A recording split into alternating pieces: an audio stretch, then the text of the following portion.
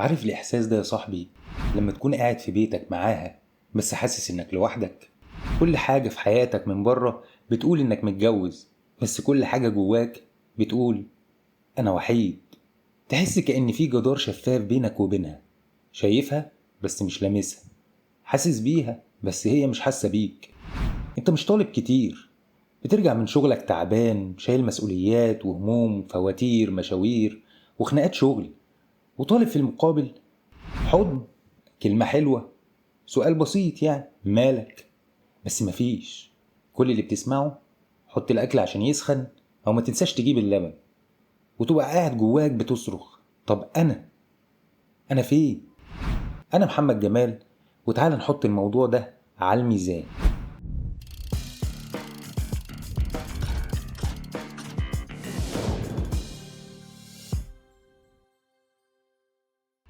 واحد بيقول لي كل لما أقول لها أنت وحشتيني تضحك وتقول لي أنت فاضي تفكر في الكلام ده. أقول لها تعبان تقول لي خد لك حباية مسكن ونام وإن شاء الله هتقوم كويس. حتى وأنا بتكلم بحس إني بكلم حيطة بتهز دماغها وتمشي. واحد تاني بيحكي لي بيقول لي أنا متجوز بقالي 6 سنين، عمري ما سمعتها بتقول لي أنا فخورة بيك، ولا حتى الحمد لله إنك جنبي، ربنا يخليك ليا. كل كلامها لوجستي، هتروح فين، هتجيب إيه، الحساب كام. حاسس إني تاجر جملة مش جوزها. بص يا صاحبي، الست اللي بقت باردة مش دايما معناها إنها مش بتحبك، ولا دايما معناها إنها نادلة ولا نكرة للجميل. في أسباب محتملة كتير. ممكن تكون تعبت من كتر العطاء بدون تقدير، ممكن تكون مجهدة أو مكتئبة أو مش مرتاحة في بيتها، ممكن تكون اتربت على الكتمان شايفة إن المشاعر رفاهية، وممكن تكون شايفة إن أنت اللي بعدت الأول وأنت مش واخد بالك.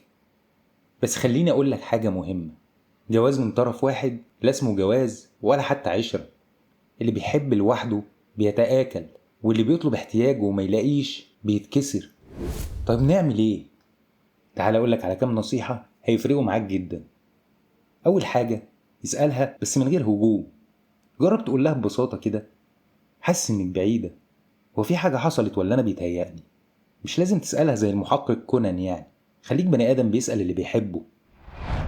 تاني حاجة، ابعت رسالة صغيرة في وسط اليوم.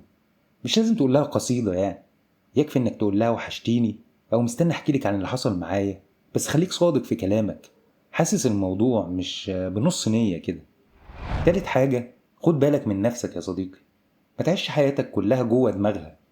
ارجع لشغفك، لهواياتك، لصاحبك اللي نفسك تشوفه. ما تحطش كل سعادتك في رد فعل منها، علشان لو ما جاش ما تتكسرش. رابع حاجة، حط سقف للتعب من غير ما تولعها.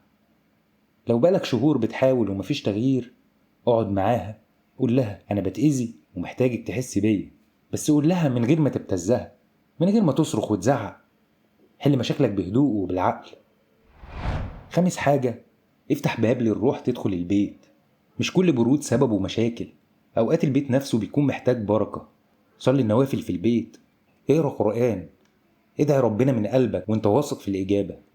اللهم ألف بين قلوبنا وارزقنا السكينة. البيت اللي فيه ذكر بيبقى أدفى وبيكون صعب جدا الشيطان يدخله. وحاول يا صاحبي تكسر الروتين اللي ممكن يسبب الملل ويجيب في النهاية البرود اللي انت شفته ده. الخلاصة، الراجل مش ضعيف لما يشتكي، الراجل ضعيف لما يفضل ساكت وهو بيتآكل. ومفيش حد بيتصلح وهو مستخبي. اطلع، اتكلم، واجه. ما تبنيش جدار ورا جدار ورا جدار وانت جوه نفسك بتصرخ. لو وصلت معايا للنهاية فانت بتدور على حل مش على حجة، ودي بداية الصح. اشترك في القناة علشان كل مرة تسمعني تفك خيوط التعب وتلاقي نفسك راجع تمشي على الميزان. سلام يا صديقي.